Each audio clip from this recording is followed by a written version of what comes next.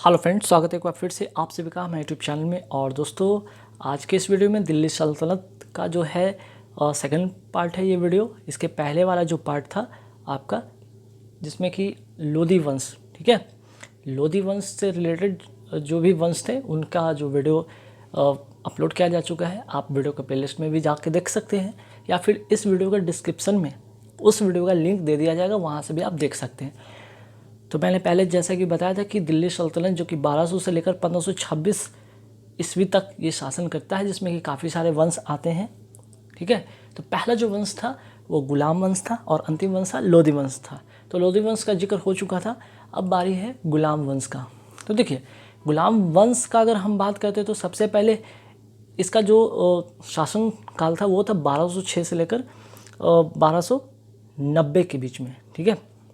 गुलाम वंश का जो शासन था वो 1206 से लेकर 1290 के बीच का ये शासन हुआ है गुलाम वंश का, जिसमें कि 11 शासक हुए हैं, ठीक है। 11 शासक मिलकर 1206 से लेकर 1290 तक गुलाम वंश का शासन होता है, जिसमें से जो प्रमुख हैं वो 7 हैं, ठीक है। उसमें से जो प्रमुख है वो 7 वंश है जिसके बारे में पढ़ना है, जैसे कि कुतुबुद्दीन ऐबक हो गया, इल्तुतमिश हो गया, रजिया सुल्तान हो गई, मुइजुद्दीन बहराम शाह हो गया, अलाउद्दीन मसूद शाह हो गया, नसरुद्दीन महमूद और बलबन जैसे जो शासक, उनके बारे में पढ़ना है और उनसे ज़्यादातर क्वेश्चन पूछे जाते हैं।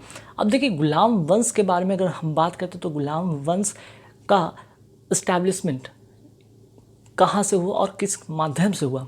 तो देखिए, गुलाम वंश की अगर सबसे पहले अगर बात होता है तो ये कहाँ से आया। ये गुलाम वंश आया था मोहम्मद गोरी का एक जो कह सकते हैं गुलाम था, ठीक है। मोहम्मद गोरी का एक गुलाम था कुतुबुद्दीन ऐबक, वहीं से इस गुलाम वंश का शुरुआत होता है।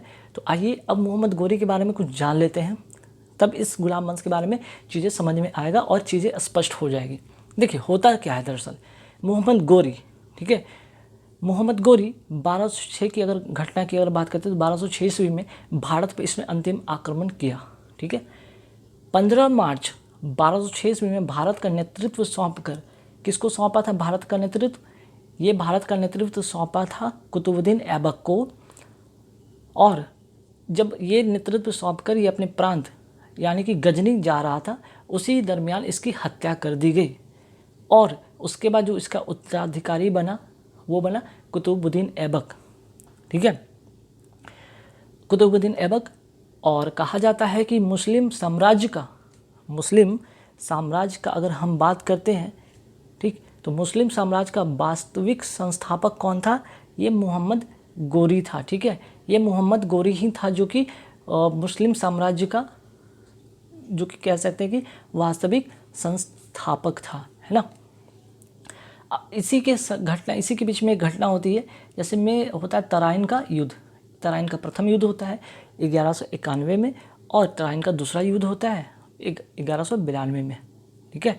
ये दोनों बहुत ही महत्वपूर्ण घटना है और इसी से रिलेटेड क्वेश्चन एग्जाम में आता है। जैसे कि 1191 की अगर हम बात करते हैं तो मोहम्मद गोरी और पृथ्वीराज तृतीय के मध्य में, ठीक है, जो कि तबर हिंद जो कि भटिंडा, इसी क्षेत्र पर दोनों को दावों को लेकर हुआ था। तो प्रथम अगर हम बात करें, प्रथम युद्ध किसके बीच में हुआ था, तो नोट कर लीजिएगा यहाँ पे, गोरी के बीच में हुआ था, मोहम्मद गोरी और पृथ्वीराज, ठीक है, पृथ्वीराज चौहान तृतीय के बीच में हुआ था। इन दोनों के बीच में ये एक प्रथम युद्ध हुआ था और ये भटिंडा के क्षेत्र पर दोनों का दावों को लेकर ये युद्ध हुआ था, ठीक है। इसमें होता क्या है, इसमें होता है कि गोरी हार जाता है और पृथ्वीराज इसमें विजयी हो जाता है। लेकिन फिर से वापस पृथ्वीराज गोरी है, फिर से ये क्या करता है, आक्रमण करता है। तब दूसरा जो तराइन का युद्ध होता है, फिर से इन दोनों के बीच में होता है। सेकंड भी होता है इन्हीं दोनों के बीच में, ठीक।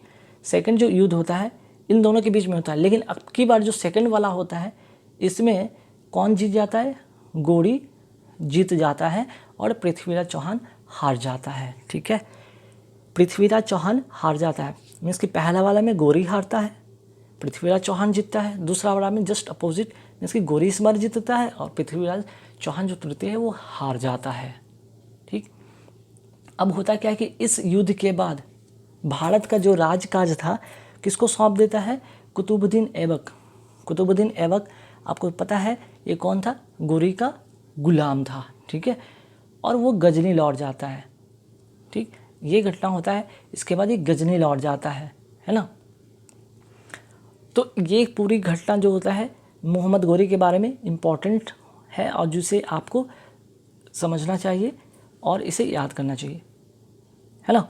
तो ये जो था सौंप जाता है, मीन्स कि सौंप की गजनी चला जाता है, लेकिन एक बार फिर से ये आक्रमण करता है, ठीक है, एक बार फिर से ये आक्रमण करता है और ये इस बार जो होता है इसका आखिरी आक्रमण होता है, जिसमें यहाँ पे चर्चा 1206 ईस्वी में किया गया है कि भारत पर इसने 1206 में अंतिम आक्रमण किया था, है ना, 1206 में अंतिम आक्रमण किया था और इसी के बाद इसकी मृत्यु हो जाती है ना।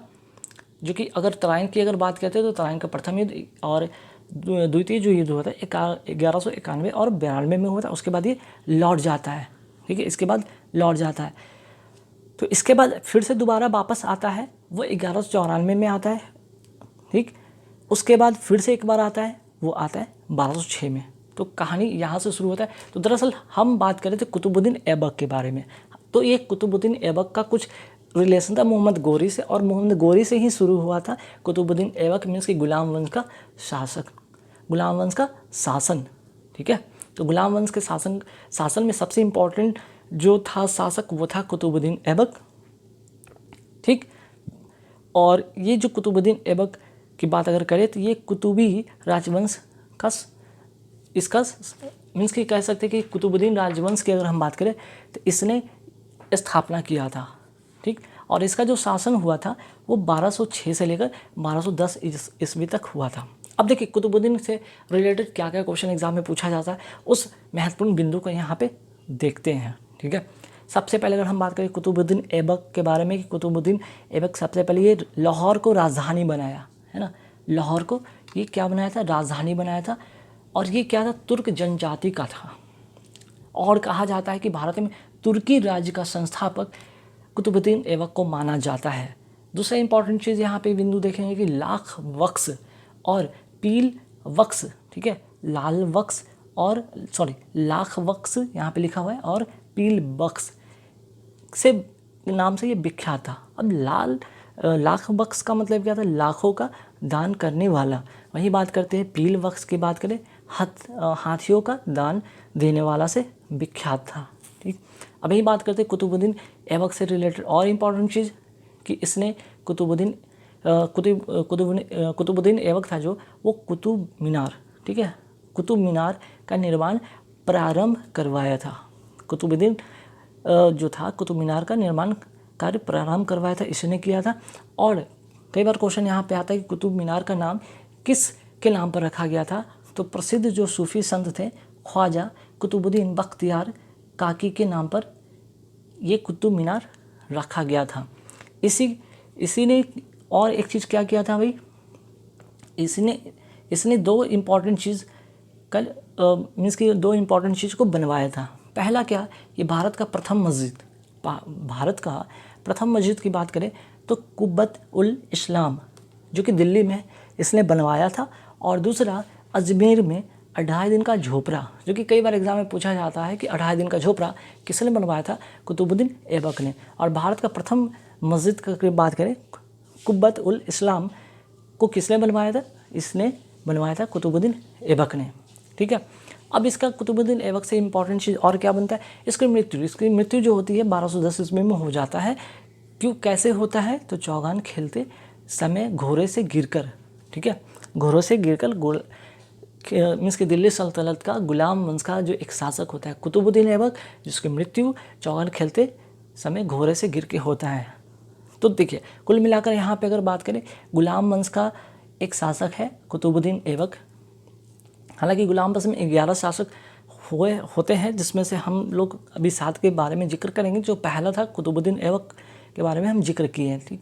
बाकी धीरे धीरे और भी है, जैसे इल्तुतमिश है, रजिया सुल्तान है, बलबन है, इन सारे के बारे में अलग अलग वीडियो में अलग अलग टॉपिक के साथ हम लोग देखेंगे, डिस्कस करेंगे, ठीक।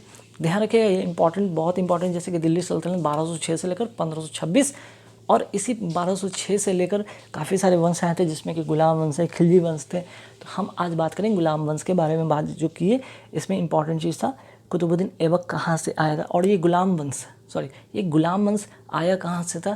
तो इसका देन था मोहम्मद गोरी का देन था कि गुलाम वंश आया था। क्यों गुलाम वंश आया था? क्योंकि मोहम्मद गोरी का ही गुलाम था कुतुबुद्दीन ऐबक, इसलिए गुलाम वंश की अगर बात करें तो इस वंश का जो था प्रथम शासक कुतुबुद्दीन ऐबक मोहम्मद गोरी का गुलाम था, और इसी कारण इस वंश का नाम दास या गुलाम वंश रखा गया।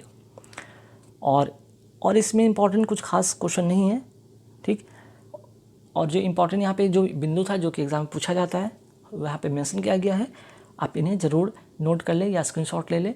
एक छोटा छोटा नोट्स आप बनाते जाएंगे, और बनाते बनाते छोटा छोटा नोट्स एक दिन बहुत बड़ा एक पैकेज बन जाएगा, जो कि आपके एग्ज़ाम में क्रैक करने में काफ़ी मदद मिल जाएगा, ठीक है। तो ध्यान रखिएगा, इस वीडियो में काफ़ी छोटा मैं वीडियो बना रहा हूँ जानबूझकर कि ताकि चीज़ें समझ में आए, कॉन्सेप्ट क्लियर हो और एक दूसरे से रिलेट करने में मदद हो।